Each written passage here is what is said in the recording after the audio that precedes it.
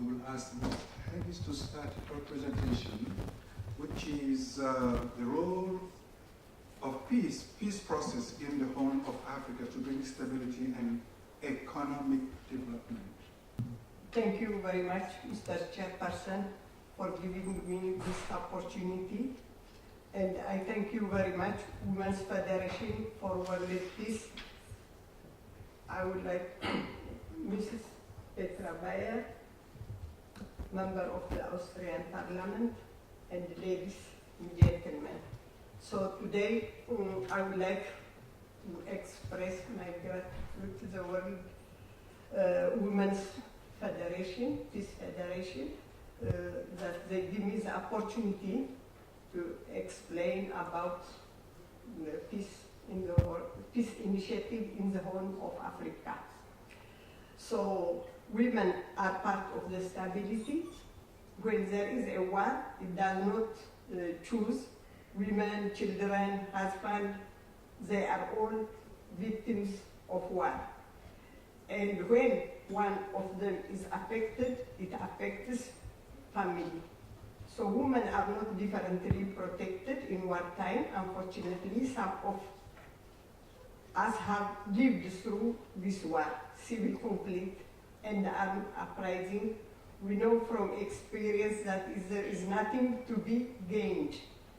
From war, the price to be paid is very high in terms of human life, economic, politics, and social lives. It takes time and strength and resources to stabilize and normalize life in a war situation. And normalization takes longer in an overextended war.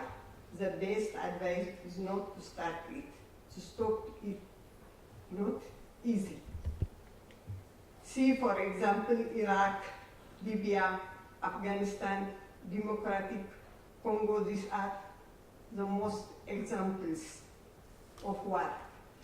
The Horn of Africa, in the Horn of Africa, there is a good start from the newly elected young Prime Minister, Dr. Abiy Ahmed. Dr. Abiy Ahmed, he started reconciliation with each country as soon as he's chosen to be the Prime Minister of Ethiopia. First, he started to stabilize his country, to clarify everything through democratization. At the same time, parallelly, he started also, he initiated reconciliation with Eritrea. Eritrea and Ethiopia were separated for almost 2 decades. There is no communication, there is nothing, and the families are also separated, like Korea, half of the families in Ethiopia and half of their families in Eritrea. So for this reason, Dr. Abiy Ahmed, Prime Minister of Ethiopia, succeeded to bring both countries together. And we are also very happy from the President Isaias Afwerki, Eritrean President, to give a good response. So 2-3 months ago, 2 of them, without mediator, for the first time, they met in both countries. First, President Isaias Afwerki came to our country, and second, our Prime Minister of Ethiopia left to Eritrea. After they reconciled among themselves, they opened the border after 2 decades. People are also allowed to go in both countries without visa.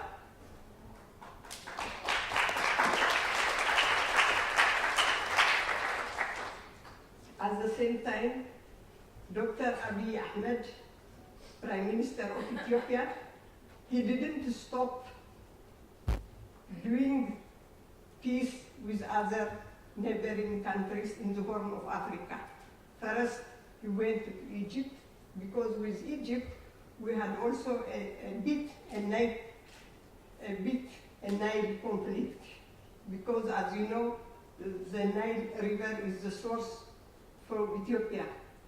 But two leaders, President Al-Sisi and Prime Minister Dr. Abiy Ahmed, agreed also in many issues. This gives us a high hope for stable peace in our Horn of Africa. Another thing, again, President Isaias Afwerki and President of Somalia recently they met to make a peace reconciliation. And again, South Sudan, among themselves also, they have started reconciliation. Sudan, North Sudan, with Ethiopia also again, they agreed. It is not signed, but there is an agreement, verbal agreement, to unify even the economic condition of the Horn of Africa. So this is a very high hope to stabilize the country and the Horn of Africa. Djibouti, Eritrea, Somalia, and South Sudan is in a political and strategic position. However, each country has been suffering from protracted war, internal and external politics strife.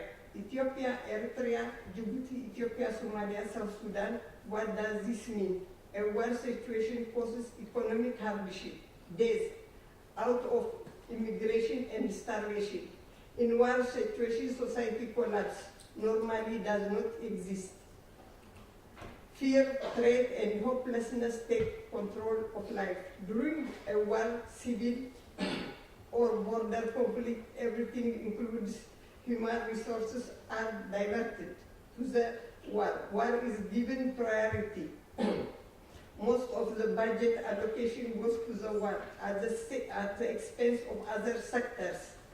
Education, health, transport, etc. Human resources is also diverted to the war from agriculture and other sectors, thereby creating more unproductive labor.